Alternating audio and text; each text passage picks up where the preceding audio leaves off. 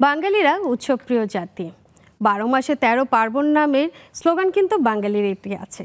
তার সাথে মুসলিম ধর্মে আলাদা করে বছরে দুটি উৎসব, ঈদ উল ফিতর এবং ঈদ উল আজহা।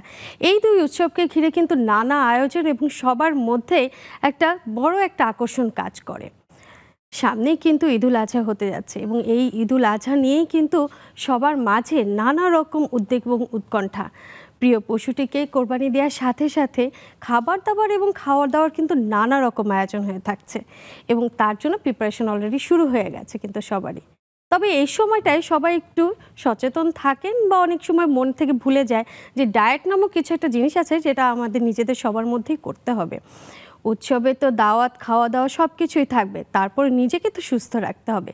কীভাবে সেই সুস্থতাটা বজায় রাখবেন, দর্শক আজ কথা বলবো আমরা পুরো অনুষ্ঠান জুড়ে সে বিষয়ে। আমি ডাক্তার শারমিন জামান, আপনাদের সবাইকে আমন্ত্রণ জানাচ্ছি নেক্সাস টেলিভিশনের প্রতিদিনের স্বাস্থ্য বিষয়ক আয়োজন কেমন আছেন অনুষ্ঠানে। দর্শক আজ আমরা কথা বলবো উৎসবের ডায়েট কিভাবে করবেন সে বিষয় নিয়ে, এবং এই বিষয়ে কথা বলার জন্য আছেন আমাদের মাঝে একজন বিশেষজ্ঞ অতিথি। আমাদের সাথে আছেন দর্শক Nishat Sharmin Nishi, chief dietitian, popular medical college ও হাসপাতাল। আপনাকে আমন্ত্রণ জানাচ্ছি আমাদের আজকের আয়োজনে। ধন্যবাদ। দর্শক আপনারা কিন্তু যুক্ত থাকবেন আমাদের এই আয়োজনে। আজকে আপনারা কিন্তু সরাসরি প্রশ্ন করবেন, স্ক্রিনে যে নাম্বারটি দেওয়া আছে সেই নাম্বার থেকে। আমাদের চিফ ডায়েটিশিয়ানকে কিন্তু আপনারা জিজ্ঞেস করতে পারেন যে কীভাবে আপনারা ডায়েট করবেন বা এই উৎসবের সময় খাবার দাবার সব কিছু খেয়ে উৎসবটাকে স্বয়ং সম্পূর্ণ করতে পারবেন, সাথে নিজেকেও সুস্থ রাখতে পারবেন সে বিষয়। আর এই অনুষ্ঠানটি একই সাথে ফেসবুক লাইভ হচ্ছে, আপনারা চাইলে লাইক, কমেন্ট এবং শেয়ারের মাধ্যমে আমাদের সাথে যুক্ত থাকবেন এবং কমেন্ট সেকশনও একসাথে প্রশ্ন করতে পারেন। চলে যাই আমাদের আজকে মূল অনুষ্ঠান, যেখানে আমরা কথা বলবো উৎসবের ডায়েট। উৎসব তো একটা আছে সামনে, এর জন্য আমাদের একটা বড় একটা প্রিপারেশন চলছে, কিন্তু এর সাথে প্রথমে যেটা জানতে চাইবো যে এই যে আমরা সবসময় ডায়েট করি, যে সবাই ডায়েট করছে এবং ডায়েট নিয়ে সবাই একটু সচেতন। আমি আজকে ডায়েট করছি, সারাদিন না খাওয়া, কালকে ডায়েট করছি, বা আমি 1 মাস ধরে ডায়েট করছি। এই ডায়েট জিনিসটা কি আসলে খাওয়া দাওয়ার কিছু ভিন্নতা কি তৈরি করতে হয়, নাকি একদম না খেয়ে বসে থাকলাম সেটা কি ডায়েট? Thank you. প্রথমত হলো থ্যাঙ্কস এই জন্য যে এই অনুষ্ঠানের মাধ্যমে অ্যাটলিস্ট বলার সুযোগ পাবো যে ডায়েট যেটা আপনি যেটা বললেন যে না খেয়ে থাকছে, this is not actually diet. মানে না খেয়ে থাকাটা তো না খেয়ে থাকা, ওটা তো আসলে ডায়েট হতে পারে না। তাহলে ডায়েটটা আসলে কি? প্রত্যেকটা মানুষের আসলে একটা মডিফিকেশন লাগে। আপনি সুস্থ থাকার জন্য, ভালো থাকার জন্য কিছু বিষয় আছে। যেমন আপনি যখন ছোট ছিলেন তখন একরকম খাবার দাবার খেতে হতো, এখন যখন বড় হয়েছেন তখন একরকম, এবং আপনি যদি ওয়ার্কিং লেডি হন তাহলে একরকম, যদি হাউস ওয়াইফ হন তাহলে আরেক রকম। এই যে ম্যান টু ম্যান ভ্যারি করা। আবার ধরেন কোনো একটা ডিজিজ ওরিয়েন্টেড যদি হয়, কোনো কোমরবিডিটিস তৈরি হলো, হ্যাঁ, আমাদের ডায়েটারি মডিফিকেশনটা তখন করতে হয়। মানে diet is the part of the treatment. So আমরা ওটাকে হেলায় ফেলায় নিয়ে যখন তখন না খেয়ে থাকবো, আমার ওজন বেড়ে গিয়েছে আর 1 মাস কিচ্ছু খাবো না, এটা আসলে বডিতে আরো ব্যাড এফেক্ট ফেলার চান্সেস আছে। অনেকেই তো চায় যে আমি হঠাৎ করে একটু আমাকে ওয়েট লুজ করতে হবে, খুব বেশি মোটে যাচ্ছে, তারা হঠাৎ করে কিন্তু খাবার বন্ধ করে দিচ্ছে এবং দেখা যাচ্ছে যে একটা বেলার খাবার একদমই খাচ্ছে না, বিশেষ করে সকালের খাবারটা। অনেকের ক্ষেত্রে এই জিনিসটা হয় যে সকালে একটু দেরি করে উঠছে বা সকালে আর্লি উঠে তাড়াতাড়ি করে অফিসে চলে যাচ্ছে, সারাদিন কিছু খাচ্ছে না, একবারে শেষ করে দুপুরে খাবারে চলে যাচ্ছে। সেক্ষেত্রে আসলে কি কোনো সমস্যা হয়, নাকি এটা একটা ডায়েটের মধ্যে ফেলা যায়? না, সমস্যা তো অবশ্যই, কিন্তু কেন না খেয়ে থাকছে এটার উপর ডিপেন্ড করে। অনেকের থাকে অভ্যাস, হ্যাঁ, অভ্যাসটা বেসিক্যালি গুড হ্যাবিট না।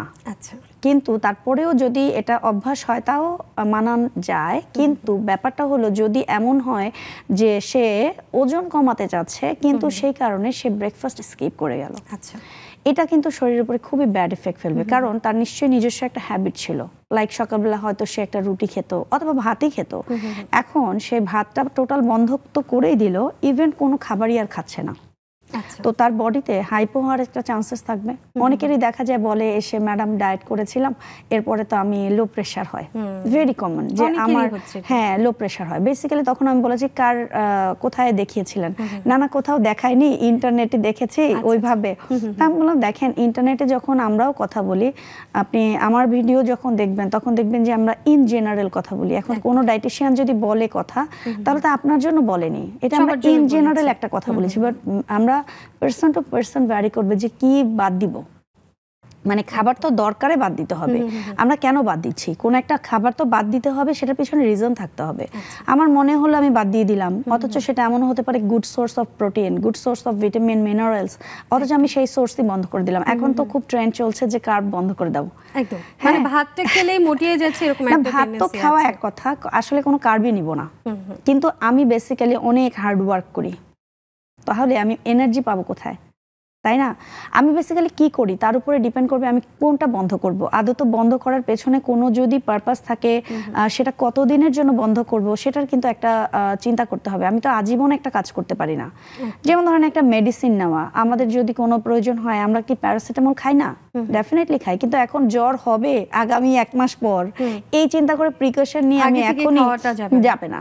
তো আবার ধরেন আমার এখন জ্বর হয়েছে, আচ্ছা জ্বর তো আমার পুরো 1 মাসই মনে হলো থাকতে পারে, এই চিন্তা করে 7 দিন খেয়েছি আরো করি, এটা তো করা যাবে না।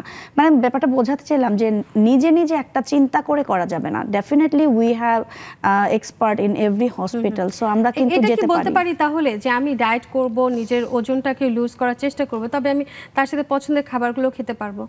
পছন্দের খাবার অবশ্যই খেতে পারবো, কেন খেতে পারবো না? এখন পছন্দের খাবার কেন বাদ দিব? যেমন ধরেন একটা পেশেন্টের ডায়াবেটিস হলো, তার পছন্দ খুব মিষ্টি খাওয়া, এখন কি একজন ডক্টর বলেন বা ডায়েটিশিয়ান বলেন সেটা কি করতে পারে? এটা তো একদম মানে তার নিজেকে মেরে ফেলার মতো।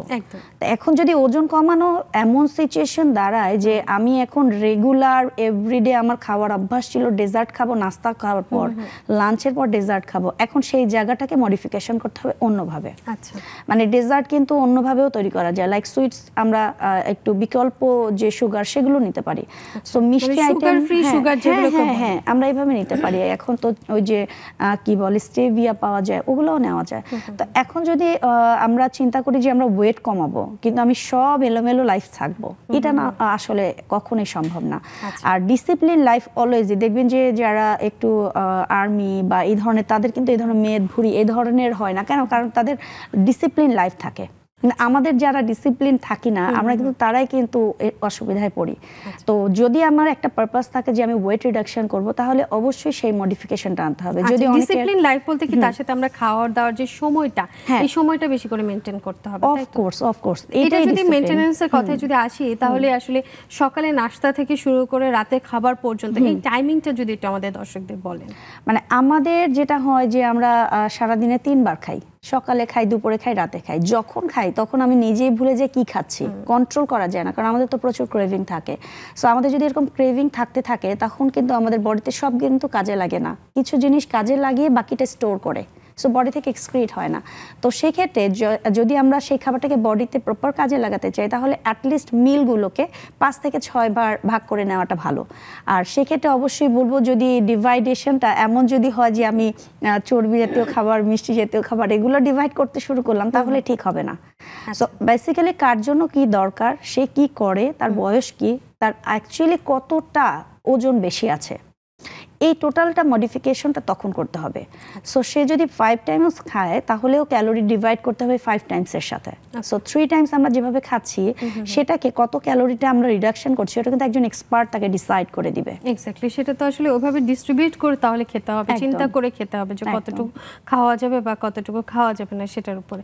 আর যদি আমরা এখানে যদি বলি যে এই যে মিষ্টি খাওয়ার কথা বললেন, উৎসবের মধ্যে মূল একটা জিনিস থাকে ডেজার্ট, বা হচ্ছে বিশেষ করে ঈদে সকালবেলা থেকে শুরু হয়ে যায় যে ডেজার্টে নানা রকম আয়োজন থাকে, কিন্তু সকালবেলাটাকে মিষ্টি জাতীয় খাবার দিয়ে শুরু করাটা আসলে কতটুকু উপকারী বা কোন প্রসেসে এটাকে আসলে তৈরি করলে যে স্বাস্থ্যসম্মত হচ্ছে পরিবারের সবাই মিলে খেতে পারবে সে বিষয়টা যদি বলেন। এটা যদি ইন জেনারেল বলি, তা যদি কারো কোনো কমপ্লিকেশন নেই তাদের কথা হয় তাহলে তো আসলে কোনো রেস্ট্রিকশনের প্রথম কথা দরকার নেই, কারণ আমি তো হেলদিতে আছি। আমি যখন খুব ফিটনেস আছে তখন তো আমার কোনো মডিফিকেশনই লাগছে না। কিন্তু যদি আমি বলি যে আমার কিছু কমপ্লিকেশন আছে লাইক ওবেসিটি এবং আমি একটা ডায়েটারি মডিফিকেশনে আছি, আমি জাস্ট ঈদের আগেও ডায়েট করেছি, একজন এক্সপার্টের অনুযায়ী ডায়েট করেছি, সো নাও আমি কি করব? এই অ্যান্সারটা যদি হয় তাহলে ডেফিনেটলি ঈদের দিন আমরা এমন করা যাবে না, কারণ আমরা কেন ওজন কমাই আমরা হেলদি থাকার জন্য, তাই না? আমরা যদি ওজন না কমিয়ে যদি ভালোই থাকতাম তাহলে তো ওজন কমানো নিয়ে এত হেডেক নাই, রাইট? আমরা যদি ওজন না কমাতে পারি তাহলে আমাদের ফিটনেস হারিয়ে যায়। আর যদি আমরা ফিটনেসটা ধরে রাখতে চাই তাহলেও লাইফস্টাইল ঠিক রাখতে হবে। So, আমি যদি সুইট বা ডেজার্ট খেতে চাই এটা তো কোনো বিষাক্ত কিছু না যে আমি একবেলা খেলাম আর 1 কিলো বেড়ে গেল, এরকম কিছু না।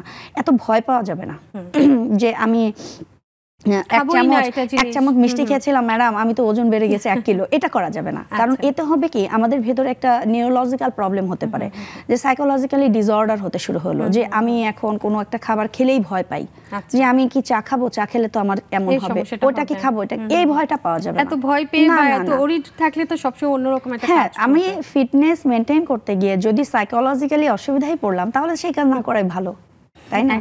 একদম। আর এই উৎসবের সাথে মূল যে বিষয়টা আসে বিশেষ করে কোরবানি ঈদে সবারই মানে গরু মাংস বা হচ্ছে রেড মিটের প্রতি একটা বড় আকর্ষণ থাকে, এবং এটা দেখা যায় যখন ঈদের সময়টা আসে বিশেষ করে ঈদের দিন থেকে শুরু করে এর পরে 3 দিন 4 দিন 5 দিন 1 সপ্তাহ দেখা যাচ্ছে পরিবারের সব সময় দেখা যাচ্ছে এই একটা রেড মিটই চলে যাচ্ছে, এবং এটা দীর্ঘ টাইম ধরে অনেক সময় থাকছে এটা বাসায়। সেটা কি আসলে খাওয়াটা কি উপকারী বা স্বাস্থ্যসম্মত? এক্ষেত্রে আমার এক্সপিরিয়েন্স যেমন দেখি যে মানুষ নিজের বাসায় কিভাবে খায়, আমি দেখেছি যে বাটিতে বাটিতে করে খায়, ভাত খাই না বাটিতে বাটিতে করে খায় এবং একটু পর পর খাচ্ছি। তো আমরা যদি বন্ধ করে দেই তাহলে সব কিছু খাবো না, আবার খাওয়া শুরু করলে আমরা বাটিতে বাটিতে করে খাবো, দুটোই খারাপ। একেবারে বন্ধ করার কিছু নাই, একদম নরমালি দেখেন আপনার বাসায় গরুর মাংস হয়, এমন না যে this is the first time, পুরো সারা বছরে আর গরুর মাংস হয়নি, এই প্রথম আপনার হচ্ছে, বা এই যে বছরে একটা সময় হচ্ছে, এমন কিন্তু না। সো গরুর মাংস আমরা আলহামদুলিল্লাহ আল্লাহর রহমতের জন্য, কিন্তু আল্লাহর যেন আমরা সেই জায়গাটা পাই, সেই ফরজ কাজ আমাদের, এই রহমতের জায়গার জন্য কিন্তু আমরা চিন্তা করে কিন্তু কোরবানি দিব, খাবো আমরা বাটি ভরে ভরে, আবার সুস্থও কেন থাকছি না এটাও চিন্তা করব, এইভাবে চিন্তা করা যাবে না। তো আমরা কি করবো, আমরা খাওয়া বন্ধ করবো না, আমরা যেটা করতে পারি কুকিং প্রসেস একটু চেঞ্জ করতে পারি। এবং আমাদের ধরনটা যেটা হবে, আমরা কিন্তু বাসায় খেয়ে যাই, বাসায় খেয়ে বের হয়ে আরেকজনের বাসায় গেলাম, সেখানে খেলাম, সেখান থেকে আরো 2-4টা বাড়িতে গেলাম এবং সব জায়গায় আমরা একই জিনিস খেলাম, তাহলে আমাদের পোর্শন যেটা সেই পোর্শন কিন্তু ডাবল না, ট্রিপল এবং তার চেয়ে বেশি হচ্ছে। So we have to control like this, যে আমি বাসায় কিছুটা কম খাই, আর যদি বাসায় 2 টুকরো বেশি খেলাম তাহলে মানুষের বাসায় যখন বেড়াতে যাচ্ছি, কারণ এটা তো একটা ফেস্টিভ্যাল, এই ফেস্টিভ্যালে সব বন্ধ করে দিয়ে আমি ভালো থাকতে পারবো না, খেয়ে তো আসলে সুস্থ থাকতে পারবো না, মনের দিক থেকে সুস্থ একদম না, আর মনের সুস্থতা সবচেয়ে বড় ব্যাপার। তো আমি যখন মানুষের বাসায় যাচ্ছি তখন ওই 10টা আইটেম না খাই, আবার 10টা আইটেমের ভিতরে হয় কি, যেহেতু আমরা বেড়াতে গিয়েছি দেখা যায় চিকেনেরই 5টা আইটেম থাকছে, আবার ফিশেরও গুড আইটেম থাকে অনেক সময়, মানে নানান আইটেমের মধ্যে গরুর হয়তো 2 রকম বা 3 রকমের একটা আইটেম থাকলো, আমরা করি কি প্রোটিনের সকল সোর্স নেওয়া শুরু করি, তাতে যেটা হয় ক্যালোরি তো বেশি বেড়েই যায়, এবং প্রত্যেকটা খাবারে রান্না করার জন্য হিউজ তেল লাগে, কারণ রোস্ট রান্না করতে তেল লাগে, পোলাও বিরিয়ানি রান্না করতে তেল লাগে, আর তেলের সাথে আরো স্যাচুরেটেড কিছু ফ্যাট যেমন ঘি বাটার এগুলো তো আমরা দিব, এগুলো ছাড়া তো আসলে উৎসবে রান্নাই হবে না, কুকই হবে না ভালো। তো এই কুকিং প্রসেসটা যখন আমরা চিন্তা করব বাসায়, আমি যখন ডায়েটে আছি তখন আমি এনজয় করার জন্য সব জায়গায় যাব এবং বাসায় একটু নিজেকে কন্ট্রোল করব। আচ্ছা, এটা যদি করতে পারি তাহলে আমার মনে হয় যে ঈদে যে আমার ওজন বেড়ে যাবে অমুক তমুক, এই ভয়টা আসলে কিছুটা কম হবে আর কি। এর আগে যদি আমরা একটু চিন্তা করি, যেহেতু এখন আমাদের কিছুদিন বাকি আছে ঈদের, আগে থেকে যদি আমরা চাই যে না আমরা আসলে ওই সময়টা বেশি খাবো বা হচ্ছে উৎসবের সময় আমরা একটু আলাদা করে কিছু জিনিস খাবো, আগে থেকে আমি আমার লাইফটাকে যদি একটু ডিসিপ্লিনের মধ্যে আনতে চাই, তার জন্য কি আলাদা করে কিছু করবে কিনা?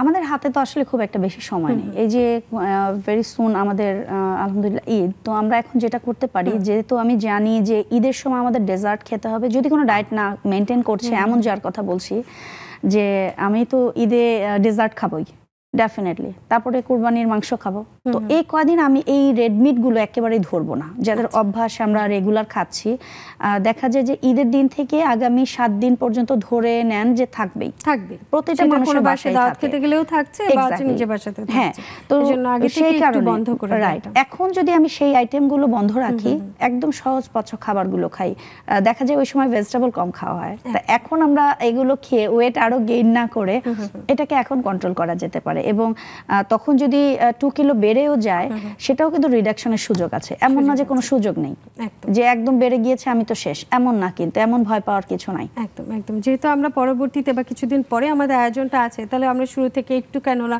সবজি বা অন্যান্য জিনিসগুলো খেয়ে একটু নিজেকে আরেকটু সুস্থ রাখতে আর একটু প্রিপেয়ার করা। একদম, আমরা একটা ছোট বিরতি নিয়ে আসি, বিরতির পরে এসে আরো কিছু জানবো। দর্শক সাথেই থাকুন, ফিরছি কিছুক্ষণের মধ্যে।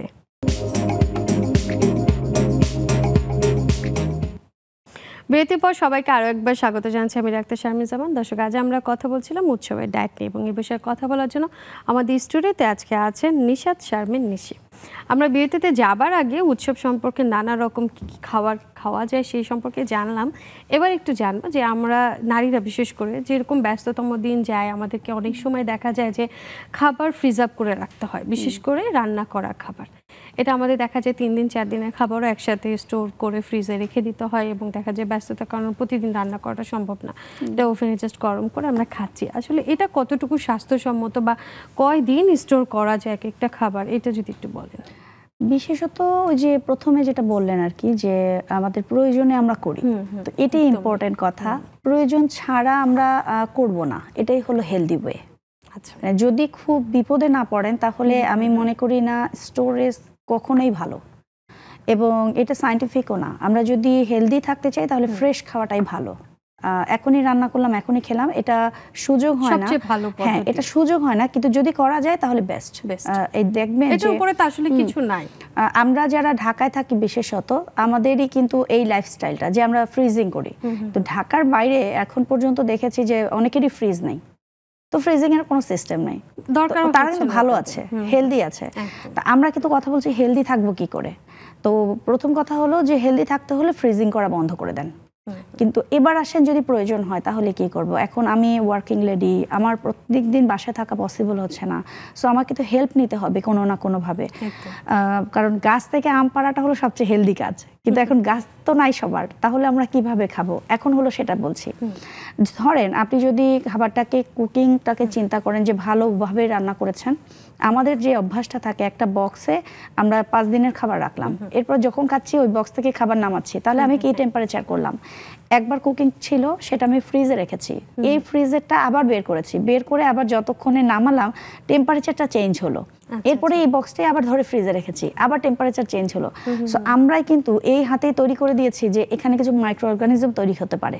আচ্ছা, সো আমরা তাহলে কি সলিউশন করতে পারি? আমাদের সলিউশনটা হবে যে আপনি যদি একটা খাবার ধরেন 5 দিনও রাখতে চান, ধরেন এই 5টা কন্টেইনার তৈরি করতে হবে আপনাকে। আচ্ছা, এন্ড কন্টেইনারের বিষয়টাও যদি বলি, এখন কিন্তু কন্টেইনার অনেক ভালো ভালো পাওয়া যায়, একেবারেই যে পাওয়াই যায় না এমন না।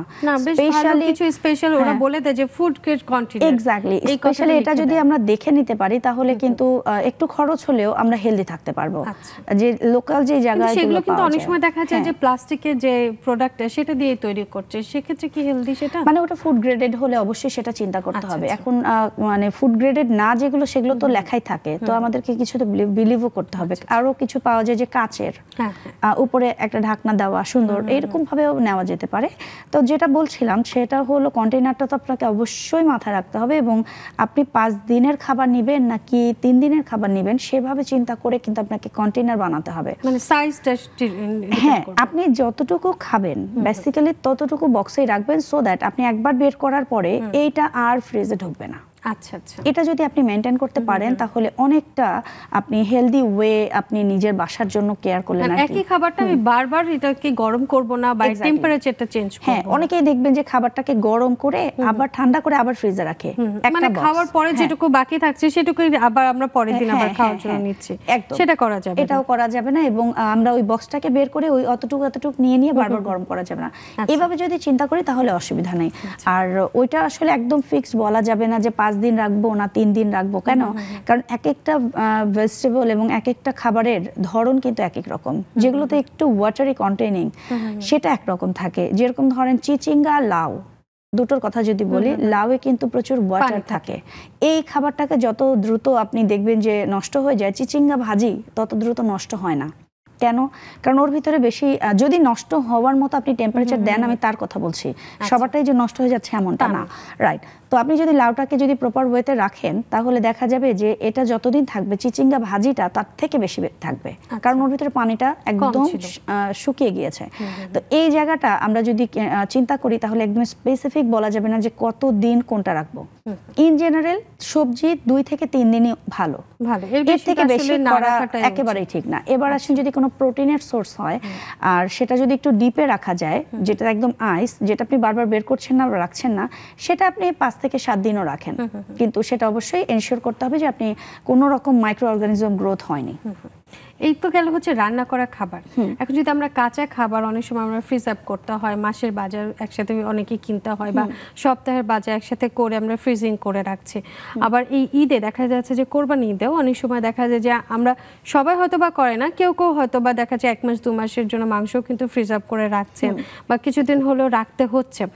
সেই ক্ষেত্রে আসলে এই মাংসটাকে কিভাবে প্রসেসিং করে বা কি কি হিসাব করে যদি রাখে তাহলে এটা স্বাস্থ্যসম্মত থাকবে?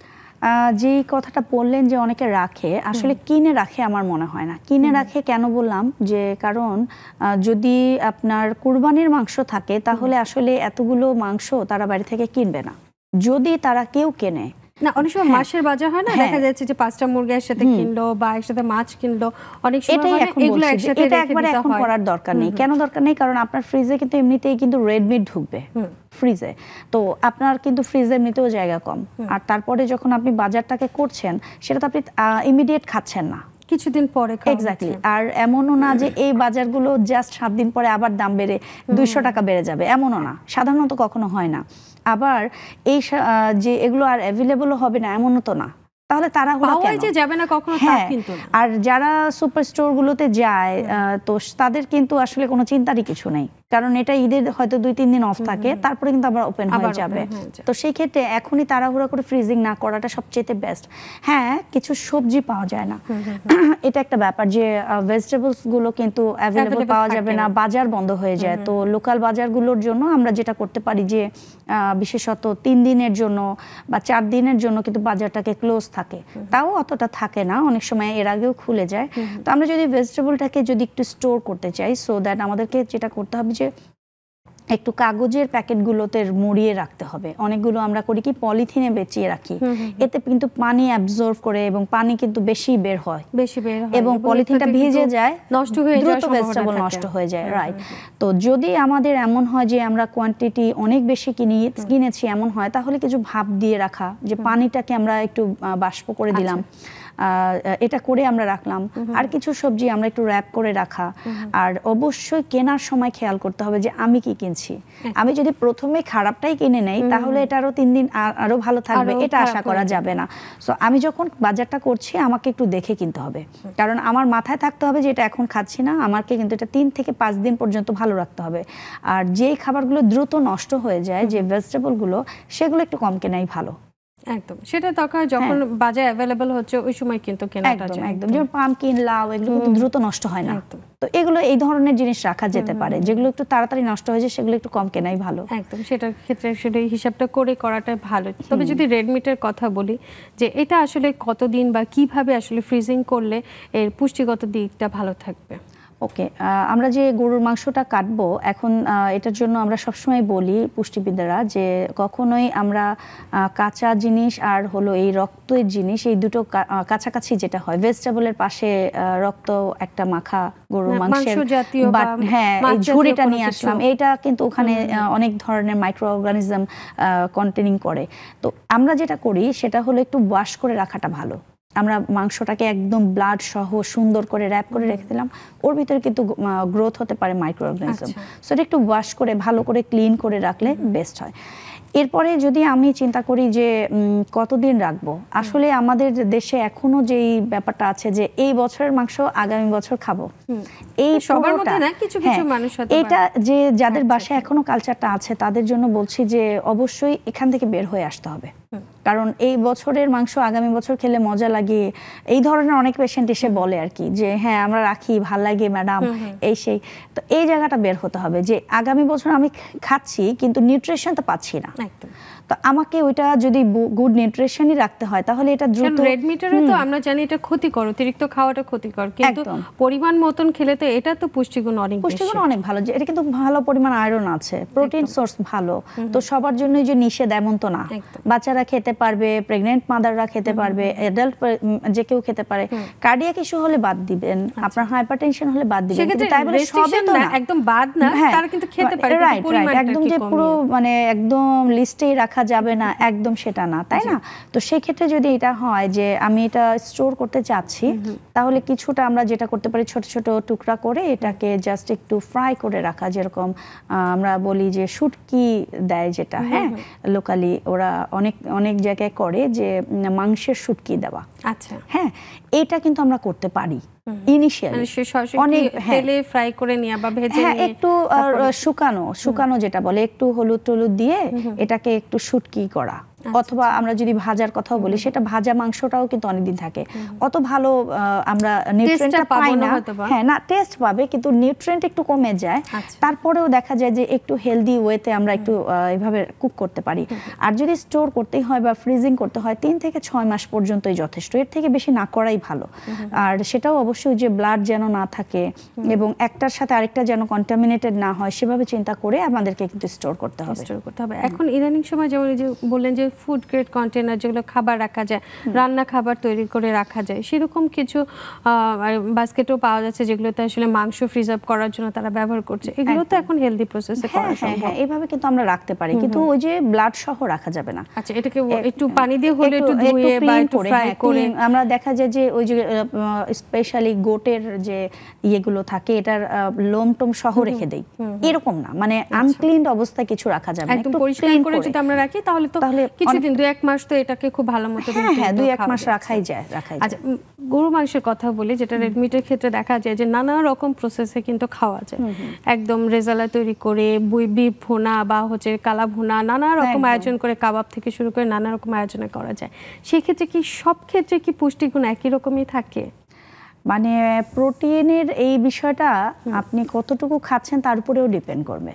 কারণ আপনি যখন রেজালা করছেন, মাংসের পিস কতখানি, যখন কাবাব করছেন তখন মাংসটা কোথায় গেল, আপনি তার সাথে কিন্তু একটা ডালের সোর্স দিয়ে কিন্তু কাবাব তৈরি করতে হয়, তাহলে নানা রকম মশলা থাকে। এক্স্যাক্টলি, তো আপনি কিভাবে কি করছেন, তার পোর্শন সাইজ কতটুকু, তার উপরে তো নিউট্রিয়েন্ট ভ্যালু অবশ্যই ডিফারেন্ট করবে। আর যদি বলেন যে আমরা কিভাবে রান্না করলে, মানে আপনার এখানে পোর্শনটাই ইম্পর্টেন্ট, পোর্শন কতটুকু দিয়েছেন তার উপরে ডিপেন্ড করবে এটার ক্যালোরি ভ্যালু কেমন। আচ্ছা, আর একজন পার্সন যদি আমরা চিন্তা করি, একজন মানুষ দিনে কতটুকু পরিমাণ খেতে পারবে, বিশেষ করে রেড মিটটা, সেটা যদি একটু ব্যালেন্সটা বলেন। এভরিডে খাওয়ার কোনো প্রয়োজন নাই, এভরিডে কখনোই খেতে বলবো না, তবে আমরা অ্যাকাউন্টস বলি 30 গ্রামের মতো, এটা হলো গিয়ে একটা পারফেকশন। এতটুকু তো আসলে কেউ খায় না, এতটুকু আসলে কেউ খায় না। তবে আমাদের কখনোই 80 গ্রাম বা 100 গ্রামের উপরে কোনো কিছু না যাওয়াটাই ভালো। তো আমরা যদি অ্যাট এ গ্লান্স চিন্তা করি যে তার কোনো কমপ্লিকেশন নেই, ঈদে আমি একেবারে মেপে খাবো, এটা আসলে হয় না, একদমই হয় না। হ্যাঁ, এটা আসলে সত্যিই হয় না। তো আমি বলি কি যে পোর্শন আপনি কি নেবেন তার থেকেও ডিপেন্ড করে আপনি কুকটা কিভাবে করছেন। আচ্ছা, তো আমরা যেটা বলি যে যেহেতু ওই যে একটু আগে বললাম যে ভেজিটেবল কিন্তু খাওয়াই হয় না, তো আমি এখন পেশেন্টদেরকেও বলি, দেখলাম যে তারাও খুব হ্যাপি হয় যে একদম বন্ধ করতে বলেন নাই ম্যাডাম, ভালো লাগলো। তো কি করতে পারেন, আমি বলি যে সেটা হলো মাংসটাকে একটু ছোট ছোট টুকরা করে আমরা হলো বিভিন্ন ধরনের লাইক ক্যাপসিকাম হতে পারে, অথবা পাপায়া হতে পারে, যেটা মাংসটাকে নরমও করবে, পাপায়া হতে পারে, তারপরে যে কোনো সবজিটাকে যদি দিয়ে আমি যদি একটা মাংসের সাথে বা রেড মিটের সাথে একটু ভেজিটেবল অ্যাড করা, এটা দিয়ে রান্না করলে আমি যে পোর্শন অনেকখানি নিতে হবে এমন না, কিন্তু কারণ ভেজিটেবল দিয়ে আমাদের পেট ভরে যাচ্ছে, একটু রেসিপি চেঞ্জ হয়ে গেল, এভাবে একটু ধরন চেঞ্জ করা যায়। যদি আরেকটু আপনাকে অ্যাড করে দেই, যেটা হচ্ছে যারা হার্ট ডিজিজে থাকছেন বা হাইপারটেনশনের রোগী, যাদের হার্টের সমস্যা আছে, তাদের ক্ষেত্রে তো রেড মিট খাওয়াটা একটু রেস্ট্রিকশন, অনেক সময় দেখা যায় যে মানে খাবেই না সেরকম একটা ব্যাপার হয়ে যায়। তো তাদের জন্য কি কোনো পরিমাণ আছে, বা তারা যে এরকম ভেজিটেবল দিয়ে খেলে তাদের জন্য একটু সুবিধা হয়? যেরকম ধরেন আপনি যেটা বললেন, এটা কিন্তু বিভিন্ন স্টেজ আছে। যেরকম ধরেন হাইপারটেনশন মানে কিন্তু সারাদিন প্রেসার একদম উপরে উঠে বসে আছে না, কারণ সে তো মেডিসিন নিচ্ছে, একদম মানে কন্ট্রোলে রাখছে, একদম মেডিসিন নেওয়ার পরে সে কিন্তু ভালোই কন্ট্রোলে আছে। কিন্তু এখন কন্ট্রোলে আছে বলে যদি আমি এক বাটি খাওয়া শুরু করি, এটা কিন্তু ঠিক না, কারণ আমি কিন্তু মেডিসিন নিয়ে এটাকে কন্ট্রোল করেছি। কিন্তু যদি আমি এটাকে কন্ট্রোলে রাখতে চাই, তাহলে এটাকে ভিজিবল ফ্যাট বাদ দিয়ে খাবার খেতে হবে। কারণ আমরা যে মাংসটা রান্না করি, সেই মাংসের সাইজটা থাকে এত বড় বড়, গরুর মাংস স্পেশালি ঈদের সময়, আর এতখানি করে চর্বি থাকে।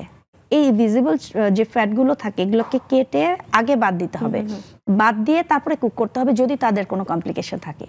এরপর সেটা যদি 2 টুকরা হয়, 2 টুকরাকে ছোট ছোট টুকরা করে যদি আমি একটা ভেজিটেবল দিয়ে এতটুক করে একটা কারি তৈরি করি, এবং এটাই কিন্তু তার জন্য অনেক স্পেশাল একদম।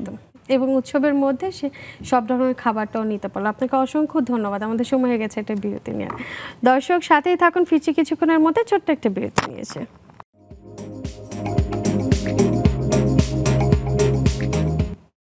বিরতির পর সবাইকে আরও একবার স্বাগত জানাচ্ছি। আমি ডাক্তার শারমিন জামান। দর্শক, আজ আমরা কথা বলছি উৎসবের ডায়েট নিয়ে এবং এই বিষয়ে কথা বলার জন্য আজ আমাদের স্টুডিওতে আছেন নিশাত শারমিন নিশি। আমরা বিরতিতে যাবার আগে কিন্তু নানা রকম আয়োজন সম্পর্কে জানছিলাম এবং কিভাবে মাংস খাবেন সেটাও জানছিলাম, কিন্তু এর মধ্যে আপনিও বলছিলেন, আমরা অফিয়ারে তখন কথা বলছিলাম যে প্রশ্ন নিয়ে, দর্শকদের প্রশ্ন নিয়ে একজন প্রশ্ন করেছেন যে মাংসের সাথে সাথে আসলে পায়া খাওয়া যাবে কিনা।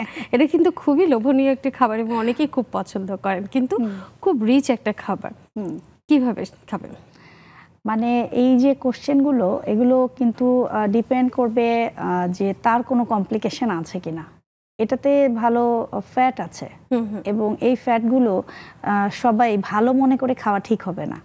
মানে আমরা আনন্দের জন্য খাই, কারণ এটা ক্যালসিয়াম রিচ। তো যাদের ইউরিক অ্যাসিড হাই থাকে, যাদের গাঁটে গাঁটে ব্যথা, তারা কিন্তু নেহারি পায়া এগুলো খেয়ে কিন্তু একদম ইউরিক অ্যাসিড বেড়ে যেতে পারে। সো এই ঈদটার পরেই দেখা যায় যে অনেক ইউরিক অ্যাসিড হাই কমপ্লিকেটেড সমস্যাগুলো হয় আর কি। আর ওজন বাড়া তো মানে আমরা সবসময় অয়েলটা নিয়ে বলি যে 20 ml 15 ml এই লেভেলে খাবেন, আর এগুলো ইটসেলফ মানে স্যাচুরেটেড ফ্যাট। তো তখন এই জিনিসগুলো ওয়েট বাড়াতে কিন্তু খুব হেল্প করে। তো যদি কোনো কমপ্লিকেশন না থাকে, আপনি যদি এনজয় করতে চান তাহলে একটু খেতেই পারেন। তবে কমপ্লিকেশন যদি থাকে অবশ্যই আমি বলবো পরিমাণটা একটু কমিয়ে নিয়ে খাওয়াটা কি ভালো না। মানে পরিমাণ কমালেও দেখা যায় যে এটা কিন্তু খুবই ডেঞ্জারাস একটা খাবার। ডেঞ্জারাস কেন? কারণ এটা পুরোপুরি একটা ফ্যাট, পুরোপুরি একটা ফ্যাট। সো আপনার ধরেন ক্যালসিয়ামের পরিমাণও তো এখানে অনেক সবই ভালো, কিন্তু আপনি ক্যালসিয়াম তো অন্য সোর্স থেকেও পাচ্ছেন। কিন্তু একটা হার্টের পেশেন্ট ক্যালসিয়ামের সোর্স চিন্তা করে এটা খেলে হার্ট ব্লক আবার মানে কতটুকু খাবো? আমরা তো 1 স্পুন খাবো না, এটা তো বসলে 1 স্পুন খাওয়া যায় না, তাই এক বাটি খাবো। এতটুকুর ভিতরে যে পরিমাণ ফ্যাট আছে এটা তো তার কার্ডিয়াক অ্যারেস্ট হয়ে যেতে পারে সাথে সাথে, তাই না?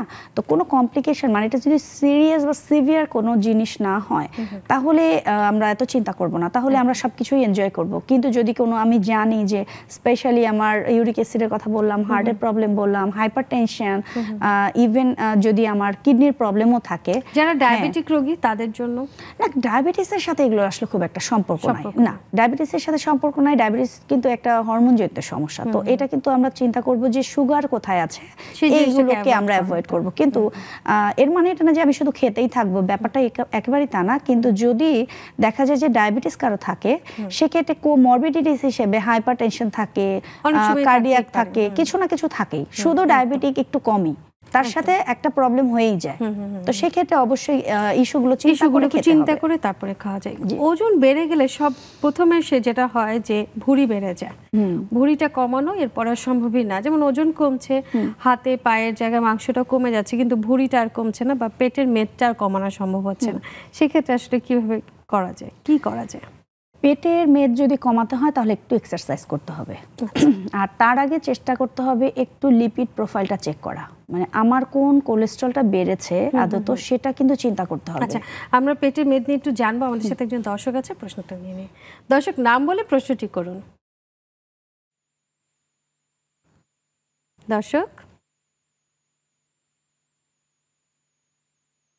দর্শক নাম বলে প্রশ্নটি করুন। দর্শক, সংযোগটি বিচ্ছিন্ন হয়ে গেছে, আমরা খুবই দুঃখিত। আপনি আরেকবার চেষ্টা করুন, আমরা কথা বলার জন্য আপনার জন্য উদ্গ্রীব। আচ্ছা, আমরা পেটের ভুঁড়ি মেদ নিয়ে কথা বলছিলাম। মানে পেটের ব্যায়ামটা একটু বাড়াতে হবে, কারণ আমি যেটা বলছিলাম লিপিড প্রোফাইলের কথা, ওটা আগে দেখতে হবে যে কোন লেভেলের কোলেস্ট্রলটা বেড়েছে, কতটুকু বেড়েছে। সো সাধারণত দেখা যায় যে টিজি বাড়লে আমাদের পেট বড় হয়ে যায়। সো এটা নাও হতে পারে, এটা অন্যান্য বিষয়ের কারণেও হতে পারে। তো যদি লিপিড প্রোফাইল ভালো না থাকে তাহলে সেটা কিন্তু মডিফিকেশন একরকম। আর যদি লিপিড প্রোফাইল ঠিক আছে কিন্তু তাও আমার পেট বাড়তি, তাহলে শুধুমাত্র ডায়েটারি মডিফিকেশন বা ডায়েট বন্ধ করে দিলাম, এটা করলাম সেটা করলাম, সেটা করলে হবে না।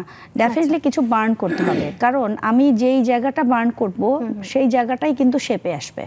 আচ্ছা, সো এই শেপিং এর জন্য আমার কিছু এক্সারসাইজ করতে হবে। এই সেক্ষেত্রে কি পেটের জন্য কি আলাদা কোনো এক্সারসাইজ আছে? হ্যাঁ, আমরা যেরকম শুয়ে পাটাকে একটু পেটের কাছে নিয়ে এসে পেটের দিকে একটু ব্যায়ামগুলো, তারপরে একটু উঠবস করাটা বা দড়ি লাফ করাটাও কিন্তু একটা ভালো এক্সারসাইজ। তারপরে ধরেন জাম্পিং জ্যাক একটা ব্যাপার আছে, এই ধরনের কিছু ভালো ভালো এক্সারসাইজ আছে যেগুলো করলে হ্যাঁ পেটের দিকে যেগুলোতে একটু চাপ পড়ে সেগুলোকে এমফেসিস দিতে হবে। আরো একটা ব্যাপার, এর সাথে কি খাওয়ার যে সময়টা, সেই সময়টা কি খুব বেশি গুরুত্বপূর্ণ? অবশ্যই গুরুত্বপূর্ণ, কারণ আমাদের যেটা হয় আর কি, খেয়ে ঘুম দেই, হ্যাঁ, অথবা বিশেষ করে রাতের খাবার। হ্যাঁ, ঘুমাই না, বেসিক্যালি মোবাইল দেখি। এটা আমাদের খুবই কমন। এক্স্যাক্টলি। তো আমরা যেটা রাতে খাই সেটা কিন্তু ভাত। যদি কমপ্লিকেশন চিন্তা না করি তাহলে ভাতই খাই। তো ভাত খেয়ে আমাদের নর্মালি দেখা যায় যে ডিনারের পরে আমাদের অ্যাটলিস্ট 2.5 থেকে 3 ঘন্টা পরে শুতে যাওয়া উচিত। সেখানে যদি আমি ভাত খেয়ে আবার শুয়ে পড়ি আধা ঘন্টার মধ্যেই, তাহলে তো টোটালটা স্টোর হবে এবং সবই কি আমার বডিতে কাজে লাগে নাকি? না তো। তো যেগুলো কাজে লাগে সেগুলো তো লাগলো, কিন্তু সেই বাকিগুলো কোথায় থাকবে? কোথাও কোথাও জমতে হবে। তো এই কার্বের এই সুগারগুলো আমাদের ফ্যাট রিডাকশন করতে আর কোনো হেল্প করে না, তখন এটা হেল্প করে গেইন করার জন্য এবং পেটের দিকের জায়গাটা তখন আস্তে আস্তে বেড়ে যাচ্ছে। হ্যাঁ, আমাদের সাথে একজন দর্শক আছে, আমরা প্রশ্নটা নিয়ে নিই। দর্শক নাম বলে প্রশ্নটি করুন। জি, আসসালামু আলাইকুম। ওয়ালাইকুম আসসালাম। জি, আমার নাম হচ্ছে আমি জি, তাসনিয়া বলুন, আপনার প্রশ্নটি বলুন। জি, আমার কোশ্চেনটা হচ্ছে আমি হচ্ছে বছরের বাইরে বয়সটা আমি যদি বলি। দর্শক আপনার কথাগুলো বোঝা যাচ্ছে না, দর্শক কেটে কেটে আসছে কথাগুলো। জি, এখন কথা ক্লিয়ার বুঝতে পারছেন? এখন ঠিক আছে, বলেন।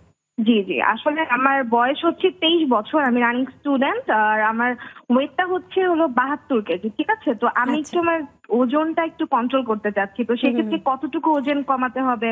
হাইট কত দর্শক আপনার? হাইট হচ্ছে 5 ফিট 5.5। ঠিক 5 আছে, ফিট 5 ফিট। তো হ্যাঁ, আরেকটা কথা হচ্ছে আমি হচ্ছে ভার্সিটির পরে আমি একটু আমার টিউশনিতে থাকি। তো সারাদিন দেখা যাচ্ছে আমি ব্যস্ত থাকি, বাসায় আসতে আসতে আমার রাত 10টাও বেজে যায়। তো সেক্ষেত্রে আমি কিভাবে ডায়েট করব আর কতদিন বসে ডায়েটটা মেনটেন করব, একটু যদি এই বিষয়ে অ্যাডভাইস দেওয়া হয়। অসংখ্য ধন্যবাদ। দর্শক আপনি আমাদের সাথেই থাকুন। দর্শক একটা প্রশ্ন আমার খুব পছন্দ হয়েছে যে কতদিন ধরে ডায়েট করবেন, একটু যদি উত্তর দেন। বিষয়টা হলো ওনার 55 থেকে 60-এর মধ্যে থাকতে পারলে বেস্ট। তো এটা যদি আসতে হয় তাহলে কিছু তাকে নিজের যত্ন নিতে হবে, যে লাইফস্টাইল মডিফিকেশন যেটা বলি। সো ডায়েটারির সাথে সাথে লাইফস্টাইল মডিফিকেশনটাও দরকার, খুব বেশি গুরুত্বপূর্ণ। হ্যাঁ, যেহেতু উনি খুব একটা সময় পান না বললেন, যতটুকু সময় বের করা যায় বেসিক্যালি একটু 3 থেকে 5 মিনিটও যদি এক্সারসাইজ এভরিডে করে 3 থেকে 4 বার, কারণ 3 মিনিট তো খুব বেশি না, শুতেই 3 মিনিট করা যায়, শুয়ে শুয়ে যেটার কথা বলেছি। এটা আমি সকালে ঘুম থেকে উঠে করতে পারি, লাঞ্চের পরে করতে পারি, বিকেলে একবার করতে পারি, অথবা আমি বিকেলে আর লাঞ্চের পরে দুটো মিলিয়ে একবার করলাম, আর রাতে ঘুমানোর আগে করলাম।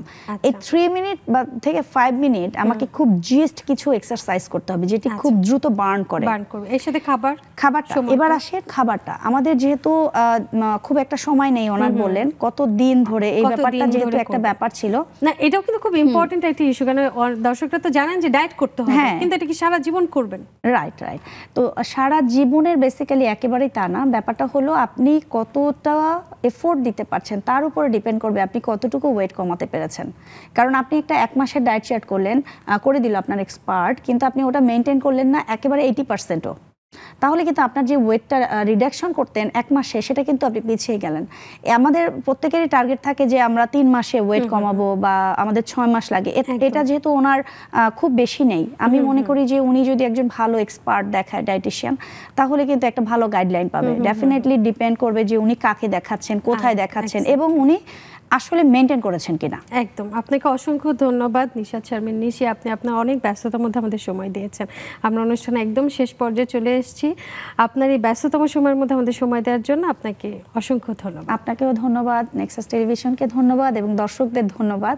আমি অনেকগুলো অ্যাডভাইস দেওয়ার চেষ্টা করেছি, আশা করি আপনাদের কাজে লাগবে ইনশাআল্লাহ। ভালো থাকবেন দর্শক। ধন্যবাদ আপনাদেরও যারা এতক্ষণ আমাদের সাথে ছিলেন। আসলে উৎসবের সময়টুকু নিজেকে সুস্থ রাখতে এবং পরিবারকে সুস্থ রাখতে একটু সচেতন হতে হবে। সুষম খাবারের সাথে নিয়ম কানুন মেনে একটু জীবনযাপন করবেন, তাহলে সুস্থ থাকাটা কিন্তু খুব সহজ হয়ে যায়। শুভরাত্রি সবাইকে।